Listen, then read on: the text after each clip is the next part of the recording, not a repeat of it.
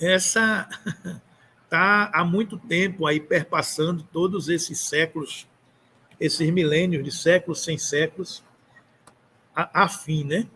E essa mensagem transcende todas essas evoluções tecnológicas que a gente atravessa, que visam facilitar a humanidade em determinados aspectos científicos, conforto e tal, mas do ponto de vista moral, da felicidade humana, da gente descobrir o que a gente precisa para ser feliz, a mensagem do Cristo é sempre atual.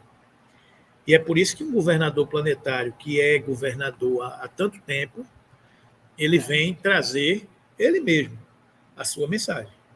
Né? Então, porque ele sabe que todas essas outras coisas nos são lícitas, mas nem todas nos convêm, como diz o apóstolo Paulo. Né? Então, a evolução ela vem para nos trazer conforto, para proporcionar facilidade de vida, uma série de coisas. Mas o conforto espiritual dos sentimentos, dos valores, esses fazem parte da nossa essência moral. Essa é que a gente tem que se trabalhar para ir vencendo, né? Para ir vencendo cada um desses degraus, né? As epístolas de Judas é uma dessas peças, desse quebra-cabeça aí, de tantas epístolas que foram escritas, né? Judas é um desses apóstolos que nos escreveu.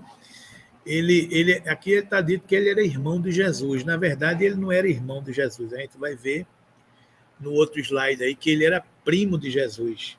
Agora, eles eram considerados irmãos de Jesus, porque, como primos, eles eram considerados irmãos de Jesus. E era irmão de Tiago e de Mateus, que foi o primeiro personagem dirigente da igreja primitiva. Né? Então, aqui a gente vai ver essa citação de quem era Judas Tadeu. Eu trouxe de novo aquela figura do estudo da gente dos apóstolos. Então, esse aqui é o São Judas Tadeu, que a gente conhece pela liturgia católica, a gente ouve falar de São Judas Tadeu. Então, as epístolas de Judas Tadeu. Né? Então, ele era filho de Alfeu, irmão de José. Era uma suposição que o pai dele era irmão do pai de Jesus. E de Cleófas, que seria prima ou irmã de Maria. Isso são historiadores da época que trazem essas informações. Então, como ele era irmão de Mateus, outro evangelista, e Tiago Menor, outro escritor de epístolas, eles três eram primos de Jesus e eram chamados de irmãos de Jesus porque conviviam intimamente na infância, cresceram juntos, digamos assim, né? Morreu na Pérsia, em Edessa, a machadadas, né? A gente já viu que todos os apóstolos morreram de forma violenta, né?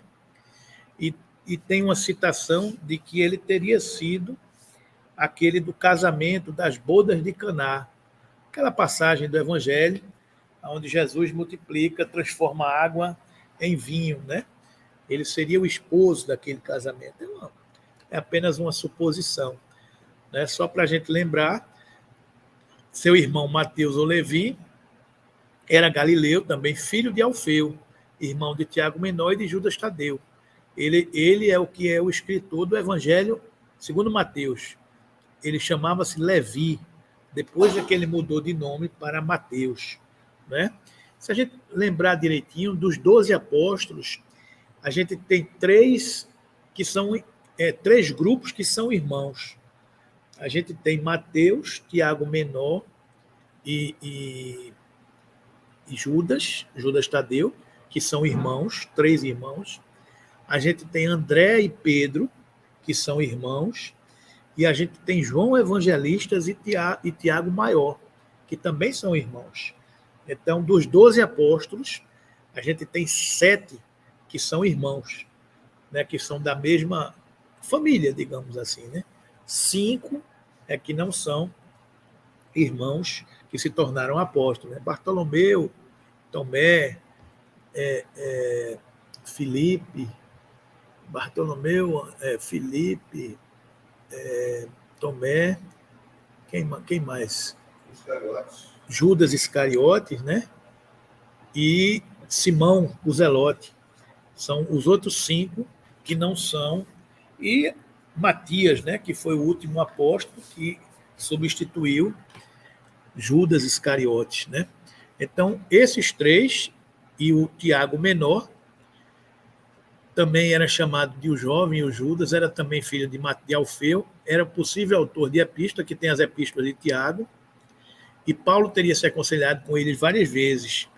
Foi atirado do alto do templo pelos fariseus e depois apedrejado, né? Também morte tranquila, né? Todos esses aí que resolveram seguir o Cristo nos primeiros momentos tiveram um fim complicado, né?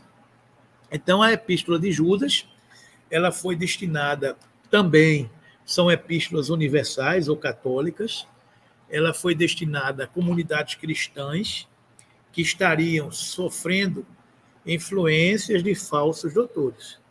Então, essa história não é nova. Esses ataques, digamos assim, para tentar dissimular, dissuadir a propagação de uma verdade, de uma revelação, não é de hoje, né?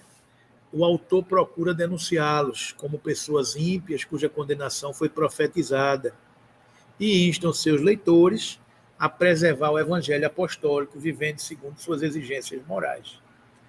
Esta epístola foi escrita a uma igreja ou grupo de igrejas desconhecidos para combater o perigo representado por certos mestres carismáticos que estavam pregando e praticando libertinagem moral.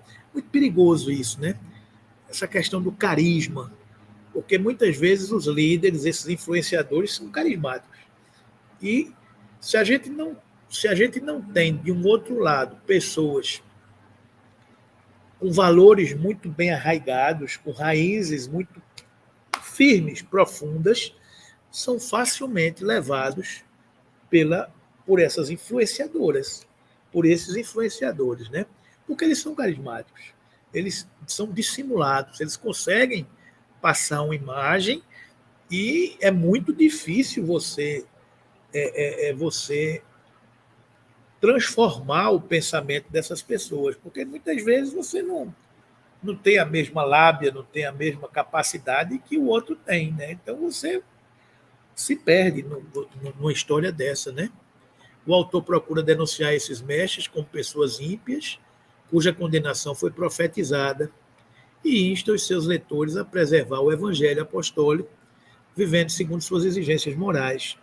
Apesar de sua brevidade, a carta é rica em conteúdo, graças à composição primorosa e sua economia de expressão, que, por sua vez, alcança um efeito quase poético, né? A Epístola de Judas é o nome dado à Epístola do apóstolo São Judas Tadeu, provavelmente escrita no ano de 65 depois de Cristo. Quanto ao local, ela pode ter sido escrita na Palestina ou no Egito, né? E aí ela fala que os destinatários poderiam ser judeus convertidos ao cristianismo, espalhados pela Ásia Menor.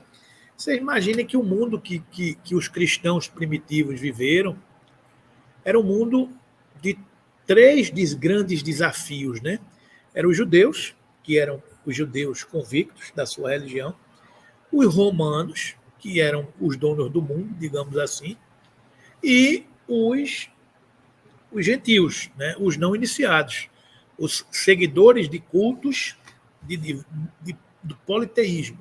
Então você vivia em uma região, uma época, com esses desafios.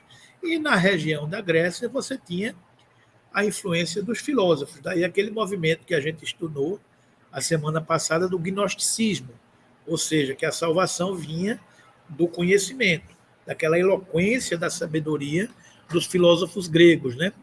Então, a gente estava falando aqui antes de começar que se alguém fosse congelado e fosse posto para dormir em 1100 e só acordasse em 1300, ele não ia perder muitos capítulos da novela, porque o ritmo de evolução da humanidade ele era lento, né? Então imagine um movimento de transformação moral trazido pelo Cristo há 2.000 anos atrás, é um ritmo lento, onde as pessoas não se comunicavam com facilidade, onde as notícias não chegavam, onde o boca a boca era o grande meio de comunicação. Então, os meios que existiam eram típicos daquela época, né?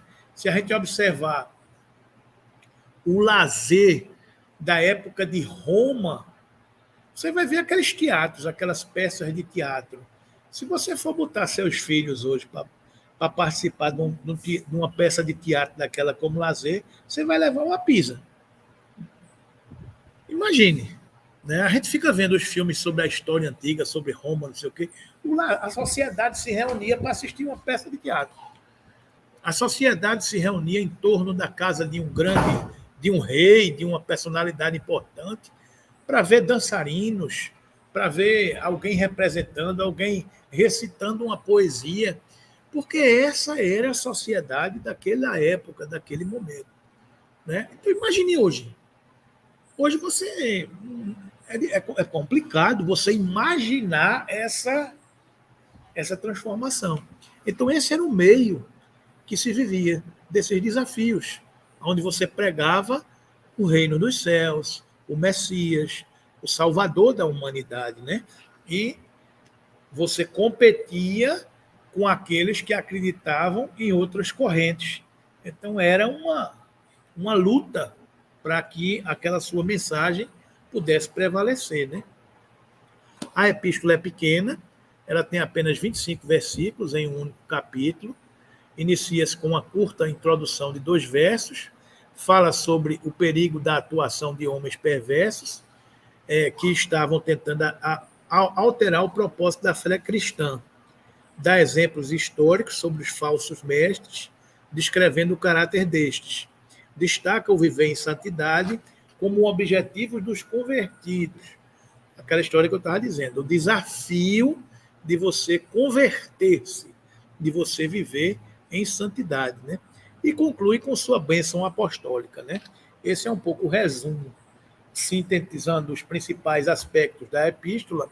Ele diz o seguinte: amados, procurando eu escrever-vos com toda a diligência acerca da comum salvação, tive por necessidade escrever-vos e exortar-vos a batalhar pela fé, que uma vez foi dada aos santos. Ou seja, batalhem pela mesma fé que inspirou a tantos que passaram antes de mim, né? Porque se introduziram alguns, os falsos profetas, que já antes estavam escritos para este mesmo juízo, introduziram-se alguns que antes já tinham dito que eles iriam aparecer, homens ímpios que convertem em dissolução a graça de Deus e negam a Deus, o único dominador e Senhor nosso, Jesus Cristo. Ou seja, o alerta que ele faz sobre os falsos profetas, né? Esses, porém, dizem mal do que não sabem e naquilo que naturalmente conhecem, como animais irracionais se corrompem. Ai deles. A gente estava falando aqui, antes de começar, da história do mundo líquido, de que os jovens de hoje pegam um texto de algum escritor, de algum filósofo, de algum estudioso consagrado e lê 1 ou 2 parágrafos e diz: não concordo. Então, o cara passa uma vida estudando para criar uma teoria. Então, o jovem de hoje, ele tem essa autoridade intelectual, né, de dizer: não concordo. Meu amigo, qual é a base que você não concorda? Não, eu não concordo. Eu não concordo com nada disso. Então, eles falam do que não sabem. Então, é muito complicado esse tipo de coisa, né? Porque o jovem de hoje, ele quer começar uma vida de onde você está se esforçando para terminar. Então, ele já quer começar do patamar do crescimento. Ele não quer passar pelos estágios no videogame, né? De estágio 1, estágio 2, estágio 3, né? Ele já quer andar na janela, como se diz, né? Então é complicado. Então fala-se do que não sabe, porque entraram pelo caminho de Caim. Não estou dizendo que isso aqui são os jovens, isso aqui são os falsos profetas. Eu estava fazendo só um paralelo, né? porque entraram estes falsos profetas, entraram pelo caminho de Abel, de Caim, e foram levados pelo engano do prêmio de Balaão. Aí ele faz citações do Velho Testamento, fazendo comparações, né? E pereceram na contradição de Corá. Estes são manchas em vossas festas da caridade, banquetando-se convosco e apacientando-se a si mesmo, sem temor. São nuvens sem água, levadas pelos ventos de uma para outra parte. São como árvores murchas, infrutíferas, 2 vezes mortas, desraigadas, ondas impetuosas do mar, que escumam as suas mesmas abominações, estrelas errantes, para os quais está eternamente reservada a negrura das trevas. E destes profetizou também Enoque, o 7º depois de Adão, dizendo: Eis que é vindo o Senhor dos milhares de seus santos, para fazer juízo contra todos e condenar dentre eles todos os ímpios, para todas as suas obras de impiedade que impiamente cometeram e por todas as duras palavras que ímpios pecadores disseram contra ele. Estes são murmuradores, queixosos da sua sorte, andando segundo as suas concupiscências, e cuja boca diz muito arrogantes, admirando as pessoas por causa do interesse. Ou seja, uma preocupação de Judas, na sua epístola, de alertar as comunidades da igreja por onde ele passou sobre a influência desses pregadores que apareciam, né? E em Caminho, Verdade e Vida, no capítulo 48, Emmanuel comenta um trecho dessa epístola de Judas, quando ele diz, o texto do Evangelho: estes são os que causam divisões sensuais, que não têm o Espírito, mas vós, amados, edificando-vos a vós mesmos sobre a vossa santíssima fé, orando no Espírito Santo, conservai a vós mesmos na caridade de Deus, esperando a misericórdia de nosso Senhor Jesus Cristo para a vida eterna.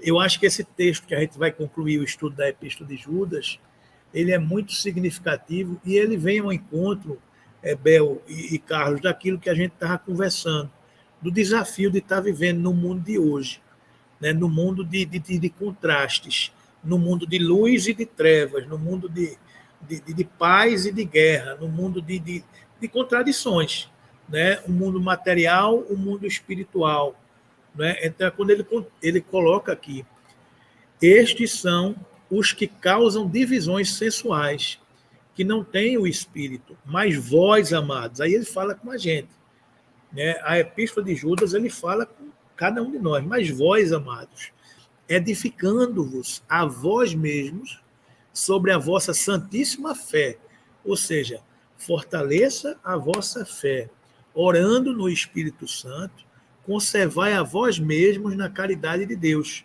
esperando a misericórdia de nosso Senhor Jesus Cristo para a vida eterna. O nome da página é Guardai-vos.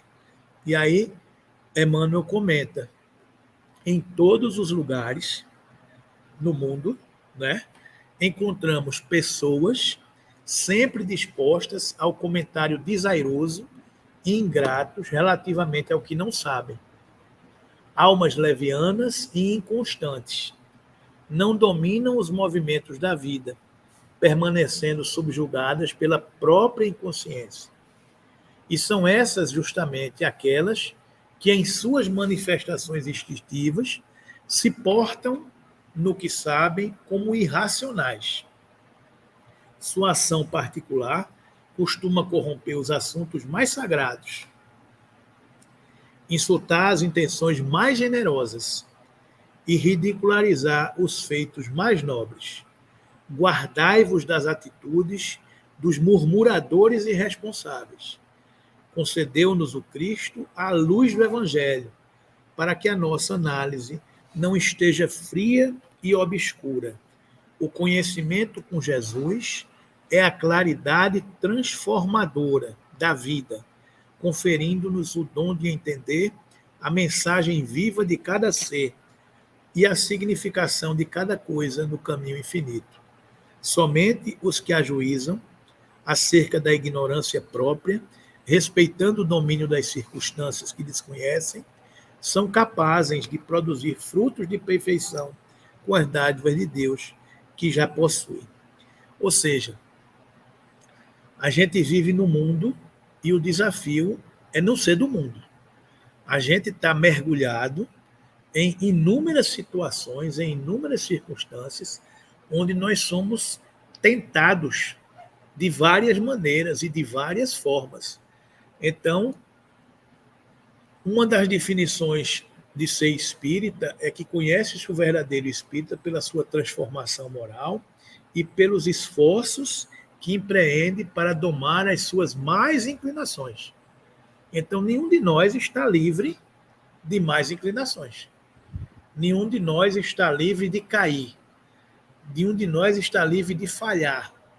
Né? Então, se nós estamos andando na linha, seguindo a luz do Mestre Jesus, é natural que a gente vá sendo, na nossa caminhada, tentado por essas perturbações, por essas fagulhas, principalmente se a gente exerce uma posição de que não só está nos tirando das trevas, como está ajudando outras pessoas a saírem delas.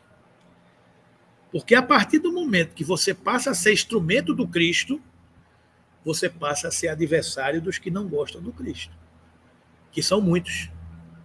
Né? A partir do momento que você resolveu botar a camisa do time que você torce, os que torcem pelo outro time vão lhe identificar. Aí vão dizer, ô, cara, você está vestindo azul, é? Ah, meu amigo, você agora vai ver.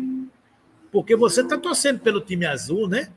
Você está fazendo gol pelo time azul, né? Você está dando bola para ele, né? Então, eu vou lhe pegar. Então, você começa a ser assediado por todas essas coisas. Mas como é que você consideraria aquela passagem de Mateus? Não deixe de ter santo aos cães, porque eles pisotearão e voltarão contra ti. Como é que você coloca isso? Não dê o que é santo. Não deixe de ter santo aos cães. Veja, isso aí, o que ele está querendo. Cães aí, claro, sem segurar. O que ele está querendo dizer é o seguinte: é que tem determinadas almas, determinados espíritos, que não estão nem preparados para ouvir essa pérola. Não joguem pérolas aos porcos. Não joguem pérolas aos porcos. Né? Porque chega num determinado momento que você vai malhar no vazio, você vai dar murro em ponta de faca. Que para certos tipos de espírito, somente com muitas lágrimas, sangue, suor e ranger de dentes, né? Não tem coisas que você não adianta você forçar a natureza. Né? Então, eu quero dizer o seguinte, é que nós, já sedimentados por uma semente de fé vivendo nos nossos corações, nós somos esses trabalhadores do Cristo hoje. Ninguém está de graça aonde está. Aqui e ali a gente vai enfrentar dissabores. Aqui e acolá a gente vai encontrar nas nossas famílias, nos ambientes que a gente está, às vezes até pessoas que a gente nunca ouviu da boca dela determinadas expressões, elas vão nos atacar de alguma maneira. Às vezes não são nem elas, porque às vezes baixou a guarda num determinado momento e serviu de instrumento para lhe prejudicar, ou para prejudicar a causa. Porque o que a gente tem que entender é que a partir do momento que a gente abraça a causa do cristianismo, é como tem a frase ali de Emmanuel, abraçar o cristianismo é avançar para a vida melhor, a gente não trabalha mais em benefício próprio. O nosso esforço não é mais pessoal, é um esforço mais amplo. Por tabela, a gente se beneficia disso. Porque quando o grupo evolui, você evolui com o grupo. Não é? Mas também, quando o grupo é atacado, você é atacado com o grupo. Mas nosso fardo é muito mais forte. Sim, o fardo de quem está... Não, não é palestra. Eu não sei, Carlos, é muito relativo isso, porque você pode ter enfrentado na sua vida desafios, enfrentamentos, de abraçar determinadas almas que vieram com você, que pode ter mil desafios de outras naturezas. É claro que quando você está se expondo numa tribuna ou numa reunião mediúnica, ou numa igreja, ou num templo, que você está ajudando sem se importar alguém, você está comprando brigas que não são suas, você está vestindo a camisa do Cristo, não é? Porque foi para isso que o Cristo nos enviou, não é verdade? Então, na hora que eu estou assumindo essa responsabilidade, eu estou me preparando para o bom combate. Eu estou me preparando para o bom combate. Porque na hora que eu estou apartando duas pessoas que querem brigar, em nome do amor, pode ser que eu arrume dois inimigos. E eu só quero que eles não briguem. Pode ser que eles façam as pazes e venham dois brigar comigo. Não dizem que briga de marido e mulher ninguém mete a colher, porque depois o marido e a mulher fazem as pazes e vêm os dois brigar com você. Né? Então, infelizmente, a realidade é essa. Mas o grande desafio de tudo isso, Carlos, é o seguinte: é a gente saber a quem a gente quer servir.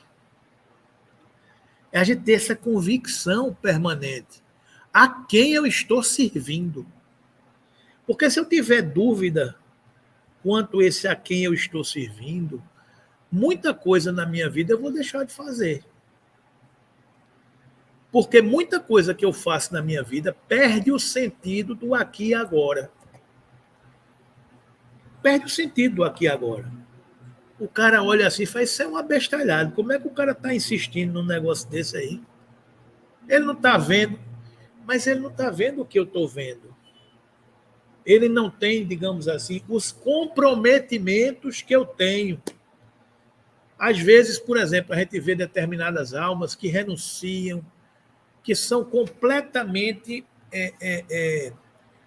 isentas de querer um outro tipo de vida do que a que levam. Aí as pessoas dizem, olhando de fora, rapaz, como é que uma criatura dessa suporta tudo isso? Como é que, Vera, tu carrega essa cruz? Tu não já podia ter jogado para cima há muito tempo? Tu é doida, tu é lesa. As pessoas vendo de fora, as pessoas costumam fazer esse julgamento precipitado. Porque ninguém sabe, Rita, o comprometimento que o seu espírito teve para assumir aquela responsabilidade. Às vezes, a gente faz na Terra, às vezes não, na maioria dos casos, a gente conclui na Terra os compromissos assumidos nos céus. Então, muitas vezes, a gente está dando conta na Terra das coisas que a gente acertou nos céus. E para a humanidade, aquilo não é perceptível. Para a humanidade, aquilo não é perceptível. Mas sempre foi entre você e Deus. Como nos diz Madre Teresa de Calcutá.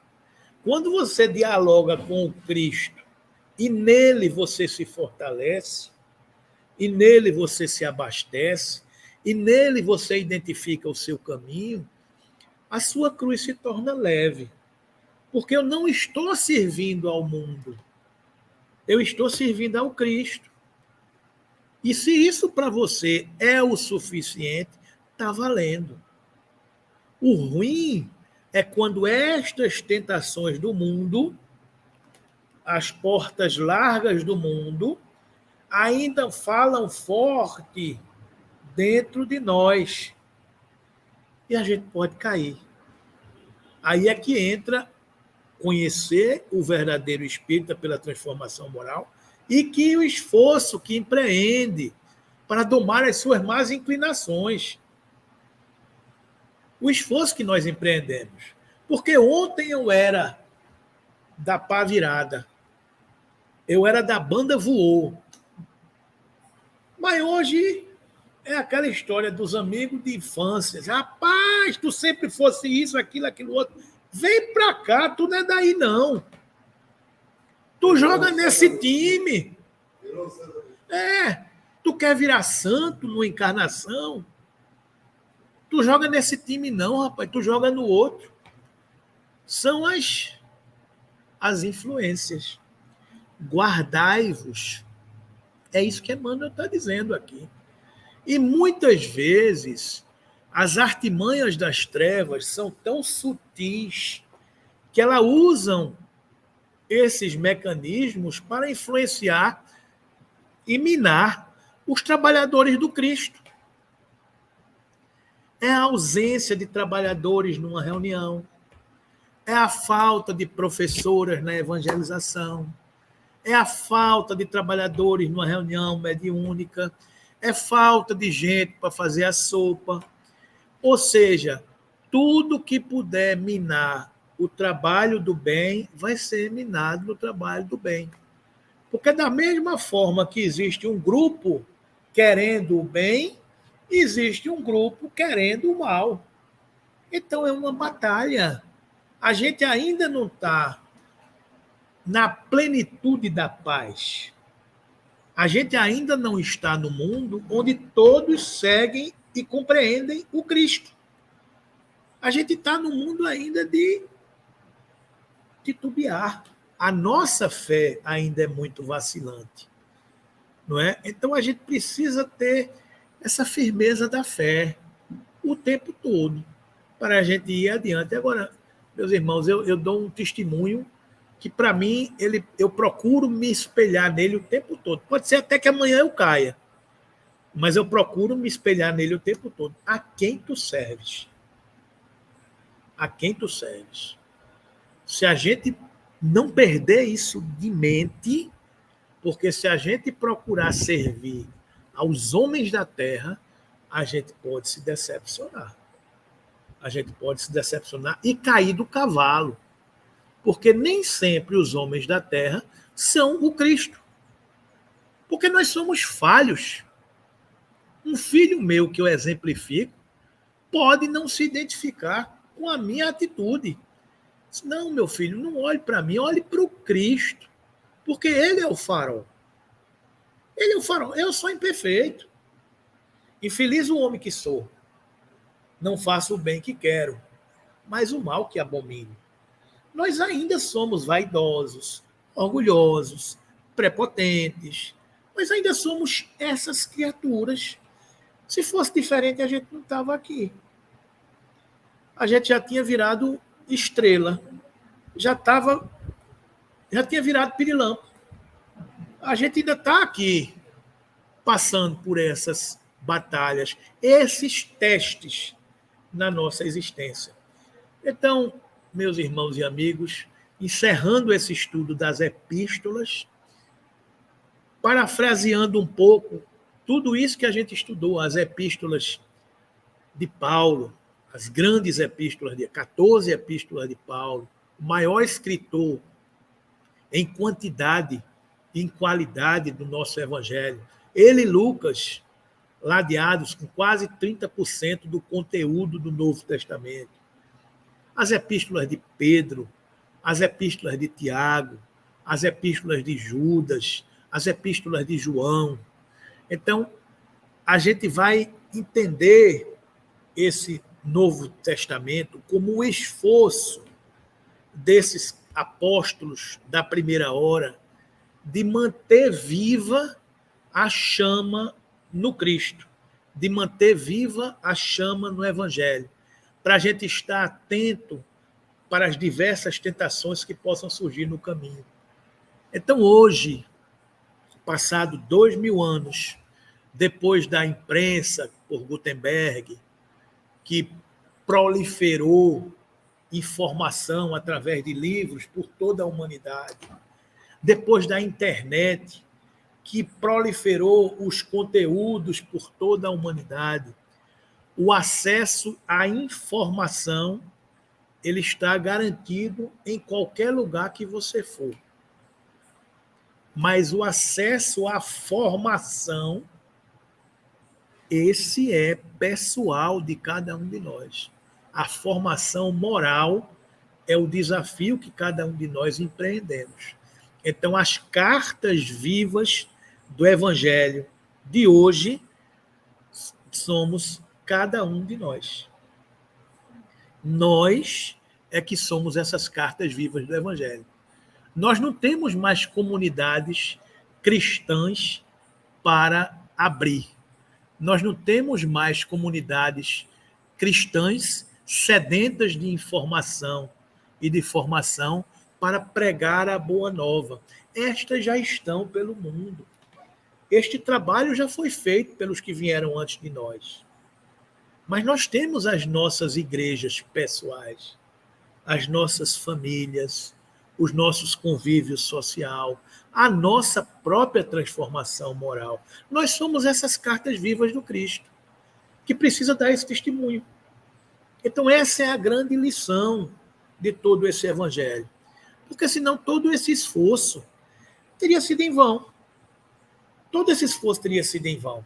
Se eu não tivesse lido uma dessas cartas, se ela não tivesse sido endereçada a mim, a cada um de vocês, teria sido em vão. Mas ela foi endereçada a cada um de nós, para que a gente colocasse essa mensagem no altar de nossas consciências, para que a gente exemplificasse, testemunhasse e desse conta da nossa responsabilidade na encarnação que nos compete, no meio que estamos mergulhados e que estamos vivendo. Então, meus irmãos, que possamos dar graças ao Cristo, que possamos dar graça a esses apóstolos e entender humildemente o nosso papel na transformação desse mundo. É um papel pequeno, é um papel modesto, mas é o papel mais importante da nossa jornada, que é o papel da nossa transformação. É o papel que a gente vai dar conta da nossa responsabilidade diante do mundo. Que a gente não perca essa oportunidade, que a gente siga adiante, que a gente agradeça ao Cristo todo esse esforço de tantos, porque é incessante, não para de jorrar informações para todos nós, né? A gente agradeça sempre essa oportunidade de termos tido acesso a essa transformação que bate à nossa porta, né? Então, que Jesus nos abençoe. Hoje aqui a gente encerra esse estudo das epístolas. Na próxima semana a gente vai ver os Atos dos Apóstolos, que são a narrativa daquele período que vai da crucificação do Cristo até a morte de Paulo. Ele narra aquele período que os apóstolos, o que é que os apóstolos fizeram, destaque especial para o dia de Pentecostes, que é um marco na igreja, na história do Evangelho, né?